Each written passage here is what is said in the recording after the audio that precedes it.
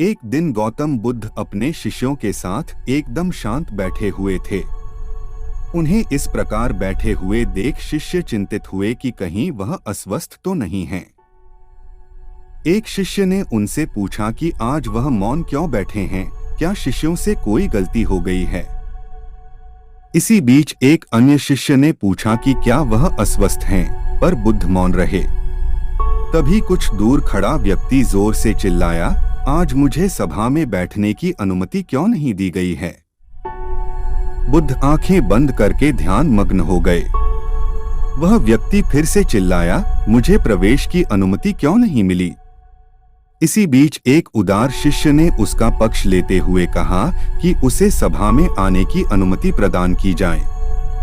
बुद्ध ने आंखें खोलीं और बोले, नहीं, वह अछूत है, उसे आज्ञा नहीं दी जा सकती। यह सुनकर शिष्यों को बड़ा आश्चर्य हुआ। बुद्ध उनके मन का भाव समझ गए और बोले, हाँ, वह अछूत है। इस पर कई शिष्य बोले, हमारे आश्रम में जात पात का कोई भेद ही नहीं, फिर वह अछूत कैसे हो गया। तब बुद्ध ने समझाया, आज वह क्रोधित होकर आया है। क्रोध से जीवन की एकाग्रता भंग होती है। क्रोधी व्यक्ति प्राय मानसिक हिंसा कर बैठता है, इसलिए जब तक वह क्रोध में रहता है तब तक अछूत होता है। इसलिए उसे कुछ समय एकांत में खड़े रहना चाहिए। क्रोधित शिष्य भी बुद्ध की बातें सुन रहा था। पश्चाताप की अग्नि में तपकर वह समझ चुका था कि अहिंसा ही मनुष्य का महान कर्तव्य व परम धर्म है। वह बुद्ध के चरणों में गिर पड़ा और कभी क्रोध न करने का प्रण लिया।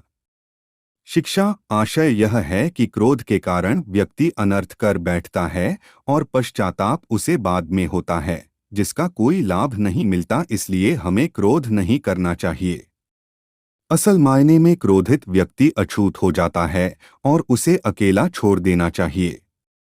क्रोध करने से तन, मन और धन तीनों की हानि होती है। क्रोध से ज्यादा हानिकारक कोई और वस्तु नहीं है।